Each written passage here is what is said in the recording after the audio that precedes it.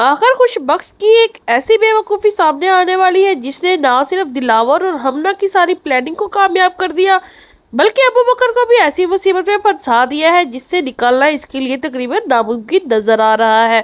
کیا ہمنا واقعی کسی بڑی سازش کے تحت ابو بکر کے گھر پہنچی تھی؟ آخر وہ کون ہے جو ابو بکر جیسے نیک اور شریف انسان کو پوری دنیا کے سامنے ذلیل اور رسوا کروانا چاہتا ہے؟ کیا دلاور اور ہمنا مل کر ابو بکر کو اپنے جال میں پھنسا رہے ہیں؟ اور کیا آنے والے وقت میں ابو بکر کو مجبوراً ہمنا سے شادی کرنا پڑے گی؟ یہ جاننے سے پہلے اگر ابھی تک آپ نے ہمارا چینل سبسکرائب نہیں کیا تو ضرور کر لیں، کیونکہ یہاں آپ کو اپنے پسندیدہ ڈراموں کی نئی اور دلچسپ اپڈیٹ سب سے پہلے ملنے والی ہے۔ خوش بخت کی ایک غلطی نے ابو بکر کی پوری عزت داؤ پر لگا دی ہے۔ پوری دنیا کے سامنے ابو بکر ایسے شخص کے طور پر پیش ہو رہا ہے جس نے مبینہ طور پر چھپ کر نکاح کیا ہوا ہے، جبکہ حقیقت اس کے بالکل برعکس ہے۔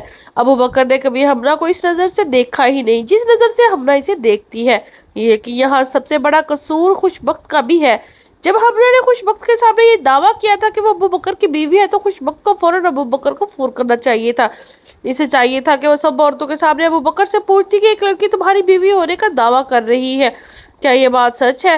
اگر خوش بخت صرف اتنا کر لیتی تو اس وقت دودھ کا دودھ اور پانی کا پانی ہو جانا تھا، لیکن خوش بخت نے بغیر تصدیق کیے ہمنا کی بات پر یقین کر لیا اور پوری رات اسے اپنے گھر میں رہنے کی اجازت دے دی۔ اب ذرا سوچے، ایک لڑکی اپنے گھر سے غائب پوری رات واپس نہیں آئے اور اگلے دن اس کی کوئی خبر نہیں، تو کیا کسی ماں کو یہ نہیں سوچنا چاہیے تھا کہ آخر معاملہ کیا ہے؟ لیکن خوش بخت نے دماغ استعمال کرنے کی بجائے ایسا فیصلہ کیا جس کا خمیازہ اب اس کے بیٹے کو بھگتنا پڑ رہا ہے۔ اور سب سے دلچسپ بات یہ ہے کہ اب خوش بخت اپنی غلطی کا بوجھ بھی ابو بکر کے سر ڈالنے والی ہے۔ وہ ابو بکر سے کہے گی کہ تمہیں ہمنا سے شادی کر لینی چاہیے کیونکہ اب ہمارے پاس اس کے علاوہ اور کوئی راستہ نہیں بچا۔ یہ سنتے ہی ابو بکر کی اپنی ماں سے حیران ہو کر پوچھے گی کہ امی آپ سوچ بھی رہی ہیں کہ آپ کیا کر رہی ہیں؟ غلطی آپ سے ہوئی، آپ نے اس لڑکی کو پوری رات اپنے گھر میں رکھا جبکہ آپ کو چاہیے تھا کہ اسی وقت سے یہاں سے بھیج دیتی۔ آپ کو مجھ پر یقین کرنا چاہیے تھا، لیکن آپ نے اس لڑکی کی بات پر اعتبار کیا اور اپنے گھر میں پناہ دے دی ہے۔ ابو بکر اپنی ماں کو مزید سمجھائے گا کہ آپ نے مجھے جانے بغیر ایک ایسا فیصلہ کیا جس کی وجہ سے آج پورا محلہ میرے بارے میں غلط باتیں کر رہا ہے، اور اب آپ مجھ سے کہہ رہی ہیں کہ میں اسی لڑکی سے شادی بھی کر لوں۔ آخر آپ چاہتی کیا ہے؟ کیا ہمنا کے بارے میں حقیقت کیا ہے؟ آپ کو کچھ پتہ بھی ہے؟ اگر میں نے اسے شادی کر لی تو لوگ کیا کہیں گے؟ دلاور کیا سمجھے گا؟ میرے دوست اور باقی لوگ کیا سوچیں گے؟ سب یہی کہیں گے کہ میں نے ایک لڑکی کو پہلے اپنے گھر میں رکھا پھر اسے شادی کر لی۔ ابو بکر کے لیے سب سے زیادہ اہم اس کی عزت ہے اور وہ کسی بھی قیمت پر اپنی عزت کو داؤ پر نہیں لگانا چاہتا۔ خوش بخت کو بھی آخرکار اپنی غلطی کا احساس ہو گیا ہے۔ وہ کہے گی کہ شاید مجھے واقعی بہت بڑی مجھ سے غلطی ہو گئی ہے، مجھے اس لڑکی کو اپنے گھر میں رات کے وقت نہیں رکھنا چاہیے تھا، خاص طور پہ اس وقت جب وہ تمہاری بیوی ہونے کا دعویٰ کر رہی تھی، اور مجھے سمجھ نہیں آ رہا کہ اس مسئلے کا حل کیا ہے، اب تم ہی بتاؤ۔ لیکن ابو بکر اپنی ماں کو تسلی دیتے ہوئے کہے گا کہ امی ہر مسئلے کا کوئی نہ کوئی حل ضرور ہوتا ہے، میں اس مسئلے کا حل ڈھونڈ لوں گا، آپ پریشان نہ ہو، میں سب کچھ سنبھال لوں گا۔ دوسری طرف خوش بخت کو ہمنا سے ہمدردی اس لیے بھی ہو رہی ہوتی کہ کہیں نہ کہیں خود کی پرانی غلطیوں کو ہمنا میں دیکھ رہی ہوتی ہے۔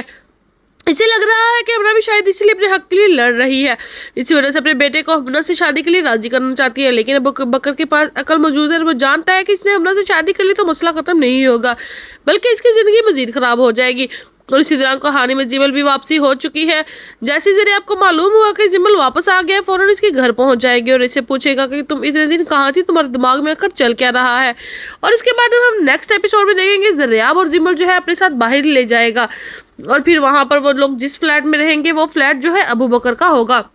زمل کا جو اکٹھے رہنے کا ارادہ تھا وہ زریاب کو بتا دیتا ہے اور زریاب جو ہے اپنی بہن سے بات کرتی ہے، وہیں پر شجاع جو ہے اسے اپنے دوست کا نمبر دیتا ہے جس کا فلیٹ باہر موجود ہوتا ہے۔